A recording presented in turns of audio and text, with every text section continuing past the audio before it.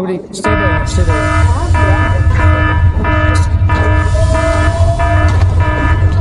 அன்னைக்கு பேட் வாங்கின இடத்துல பால் தேஞ்சு போச்சான்.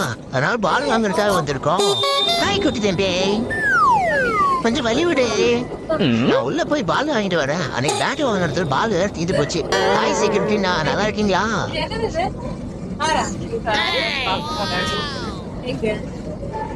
நான் தான் ஆர்சி பேபி. இந்த மாதிரி பொருள் எல்லாம் அவங்க கடைக்கு வருவோக்கா. அண்ணா எனக்கு ஒரு பால் வேணும்னா. எடுத்து நம்ம கேட்காம ஏதோ பண்ணாங்கன்னா எடுத்து வச்சு. அண்ணா என்ன பண்றீங்க நீ? ஒரே ஒரு பால் கேட்டது ஒரு புத்தமாண்ணா. ஏன்னா இப்படி என்ன தூக்கிட்டு போறீங்க? அண்ணா கீழே விட்டுருண்ணா.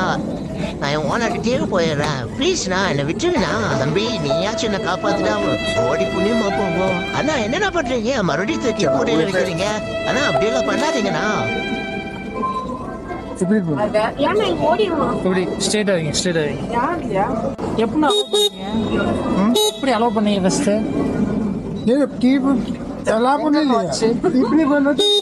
ஆமாண்ணா இந்த வழியா தானே உள்ள வந்தேன். ஆனா நீங்க தான் என்னன்னு கூட பார்க்காம இப்படி பிடிச்சு வச்சிட்டீங்க. அண்ணா காது பிடிச்சிருக்காருண்ணா, வலிக்குதுண்ணா.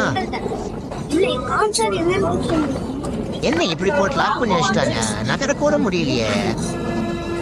என்ன லாக் எடுத்துறாங்க? நம்ம உழுத்து போட்டுருவாங்களோ? இதுக்கு மேல அந்த சரிப்பட்டு வராது. ஆனா டாடா பாய்னா அடுத்த டைம் வரும்போது உங்க ஓனர்கிட்ட கேட்க வேணாம்.